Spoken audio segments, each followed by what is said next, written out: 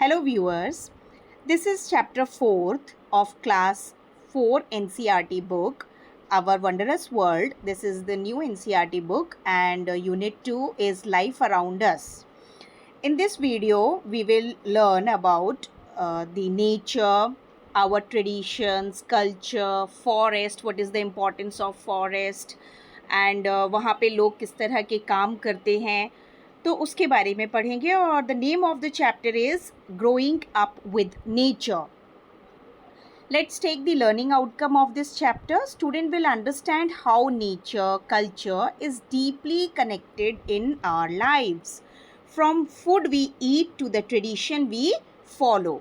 किस तरह से हमारा नेचर, हमारा जो कल्चर है, हमारे जो ट्रेडिशंस हैं, वो एक दूसरे पर डिपेंड करते हैं, कनेक्ट हैं एक दूसरे से. Student will discover some unique features of trees, flowers, tribal art and some medicinal plant. They will learn some medicinal plant, उनके नाम, उनकी पत्तियाँ, कुछ प्लांट्स की पत्तियाँ, कुछ के बार्क कैसे हमारे लिए एक दवा का काम करते हैं. while learning about the ways and means of sustainable living, they will also learn the medicinal value of different plants through some engaging activities and safety lessons that will help them appreciate and protect their environment. और किस तरह हमारे environment को protect करने के लिए हमें कौन कौन सी safety रखनी चाहिए, उसके बारे में भी बच्चे पढ़ेंगे. तो यहाँ पे a journey through a forest हमारा चैप्टर जब स्टार्ट होता है तो रीना और अमित अपनी फैमिली ट्रिप पे जा रहे हैं.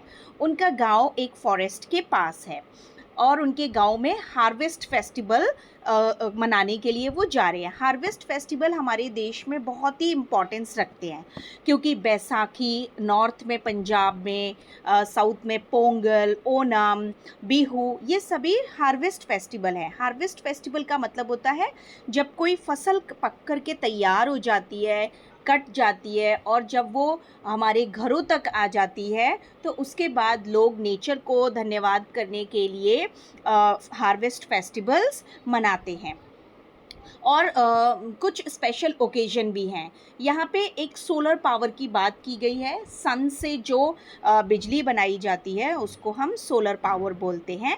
तो जो उन बच्चों का गांव है वो सोलर पावर्ड विलेज है, यानी सूरज की रोशनी को ट्रैप किया जाता है और उससे फिर इलेक्ट्रिसिटी में कन्वर्ट करके चलाया जाता है, मतलब उससे इलेक्ट्रिसिटी बनती है.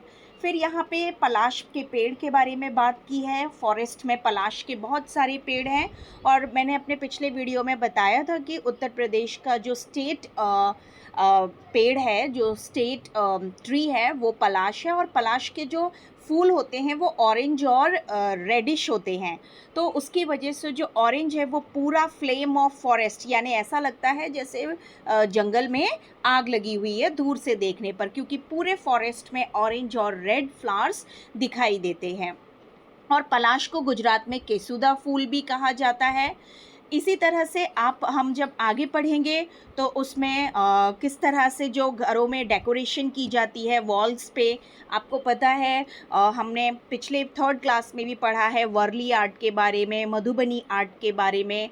वो उस गांव का नाम ही, मतलब इस आर्ट का नाम उस गांव के नाम के ऊपर पड़ा है, जिसमें वो लोग नेचर के ही पत्तियां, फूल, जानवर उनको बनाते हैं, नेचुरल कलर्स यूज़ करते हैं, फूल पत्तियों को घिसकर उनसे निकाल करके और अपनी वॉल्स को डेकोरेट करते हैं. क्योंकि फेस्टिवल है, जैसे हम लोग भी अभी दिवालियों पे अपने घर को तैयार करते हैं, सजाते हैं, रंग रोगन करते हैं, तो उसी तरह से राइस फ्लोर और वाटर को मिक्स करके पेंट किया जाता है वॉल्स पे, मटकों पे. और नेचुरल मटेरियल्स के यूज़ करने के भी क्या फ़ायदे हैं उसके बारे में भी बच्चे पढ़ेंगे. इसी तरह से क्लोथ पर भी वो लोग पेंटिंग करते हैं, नेचुरल डाई. यहाँ पे गॉन्ड आर्ट की बात की गई है, जो नेचुरल कलर्स का यूज़ करते हैं और जो आर्टिस्ट हैं वो नेचर से, जो नेचर में जो एनिमल, बर्ड्स हैं, उन्हीं को अपने उस पर दीवारों पर, अपने कपड़ों पर बनाते हैं. फिर आपको नेचुरल डाई कैसे बनाते हैं उसके बारे में भी बताया है कि एक से 2 लीटर पानी को आप 30 मिनट तक बॉईल करिए. फिर उसको क्या बोलते हैं, जो भी आप बीटरूट का कलर चाहते हैं उसको उसमें डाल के थोड़ी देर के लिए ढक दीजिए। उसके बाद सारी लीव जो प्लांट मटेरियल है उसको वहाँ से रिमूव करने के लिए स्ट्रेन कर लीजिए। तो इस तरह से नेचुरल डाई जो है वो बन करके तैयार हो जाता है। ओवरनाइट उस कपड़े को उसी डाई में सोक करके रख दीजिए, उसके बाद स्क्वीज़ करिए और ड्राई कर दीजिए नेक्स्ट मॉर्निंग। तो इस तरह से बहुत अच्छे तरीके से इसमें पिक्चर्स के द्वारा ये स्टेप्स में आपकी बुक में लिखा हुआ है। फिर बैम्बू बास्केट्स बनाई जाती थी, अर्थन पॉट्स बनाए जाते थे जिनमें नीम लीव्स डाल करके, या बैम्बू बास्केट बनाई जाती थी जिनको काऊ डंग से अंदर से लीप दिया जाता था और सुखाने के बाद अपने ग्रेन्स को उसमें डाला जाता था ताकि कीड़े और पेस्ट उनमें ना लगें। तो उसकी भी बहुत अच्छी पिक्चर्स दी हुई हैं और एक टेबुलर फॉर्म में क्वेश्चन भी दिया हुआ है। उसके बाद एक जेन्यू ट्राइब के बारे में बताया है। जो जेन्यू लोग हैं कर्नाटका में, वो ट्राइबल पीपल्स हैं और ट्राइबल्स हैं और वो हनी कलेक्ट करते हैं। उनका जो मुख्य पेशा है वो जंगल से हनी कलेक्ट करना है और उसके बाद जब वो हनी को बेच लेते हैं, उनके पास पैसे आ जाते हैं, तो वो डांस करते हैं और बीहाइव को सॉरी फील कराते हैं, अपॉलॉजी करते हैं उनके आगे गाने गा करके। तो ये एक तरीके से नेचर को रिस्पेक्ट शो करता है। उसके बाद हम इस चैप्टर में पढ़ेंगे कि किस तरह से जो हमारी लीव्स हैं प्लांट की, उनके फ्लावर्स हैं, उनके जो बार्क हैं, वो कुछ उनमें मेडिसिनल वैल्यू होती है। जैसे तुलसी के पत्तों को आप अभी भी देखेंगे तो उसका ज्वर में यूज़ करते हैं, खांसी ज़ुकाम में यूज़ करते हैं, काढ़ा वगैरह बनाने में यूज़ करते हैं। तो यहाँ पे नीम ऑयल की बात की है। रीना और अमित के जो दादाजी हैं, जब वो उनको फंक्शन में सेलिब्रेशन के लिए लेके जाते हैं तो उनको नीम ऑयल देते हैं कि अपने हाथों और पैरों में लगा लो ताकि मॉस्किटो आपको बाइट ना कर सके। बट बच्चे अपना फर्स्ट एड बॉक्स लेकर के गए होते हैं और उसमें मॉस्किटो रेपेलेंट क्रीम भी होती है उनके पास। और इसी तरह से फिर क्वेश्चन है टेबुलर फॉर्म में कि आप अलग अलग पेड़ों के कौन कौन से पार्ट को यूज़ करते हैं एज अ मेडिसिनल वैल्यूज़ की जो होती है। फिर फर्स्ट एड बॉक्स का क्या यूज़ है। उसके बाद ढोल नगाड़ा, नाच गाना, एंजॉय करना, ये सब भी बहुत ज़रूरी है। हम फेस्टिवल्स में नई ज्वेल्स पहनते हैं, ट्रेडिशनल क्लोथ्स पहनते हैं। आपने देखा होगा उत्तराखंड के लोग एक चुनरी डालते हैं और नाक में एक नथ पहनते हैं।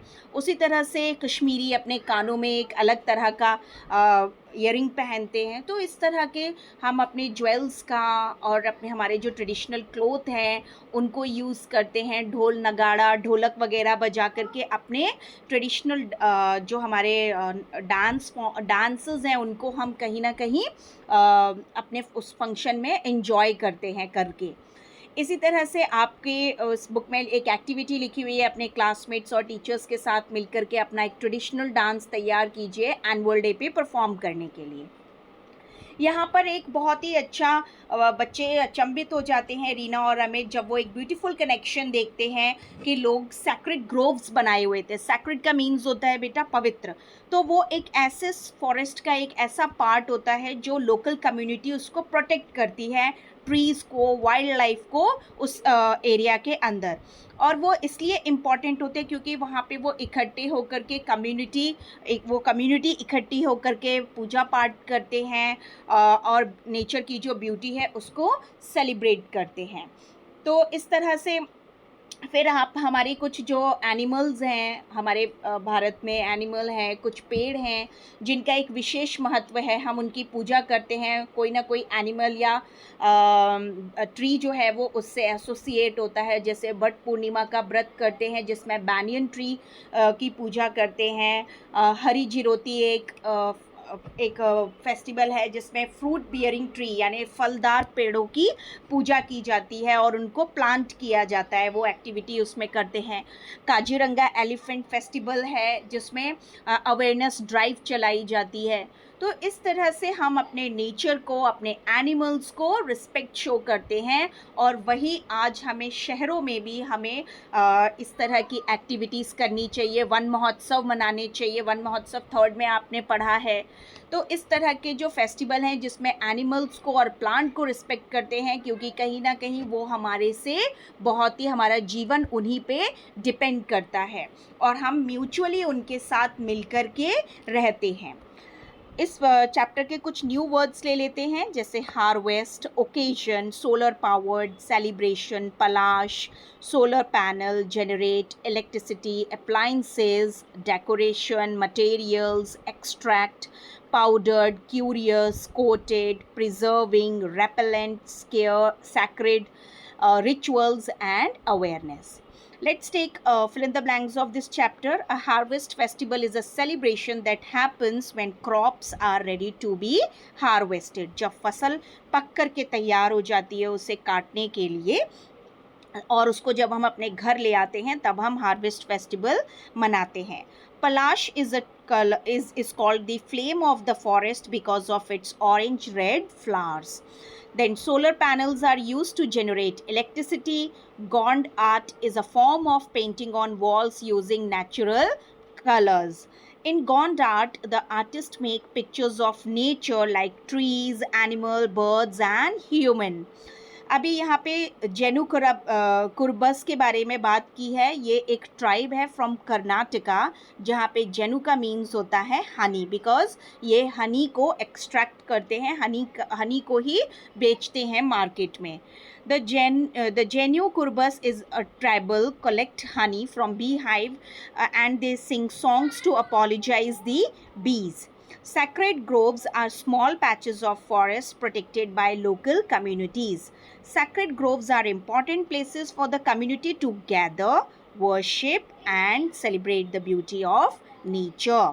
First aid is the immediate assistance given to someone who is injured or suddenly ill before going to the hospital. अस्पताल पहुंचाने से पहले मरीज को जो हम घर में जो भी मेडिकल असिस्टेंट देते हैं उसे हम फर्स्ट एड कहते हैं. इस चैप्टर के क्वेश्चन आंसर्स के लिए मैं आपके साथ दूसरा एक वीडियो शेयर करूंगी. तब तक के लिए आप मेरे इस चैनल को लाइक करें, शेयर करें, सब्सक्राइब करें. Bye bye.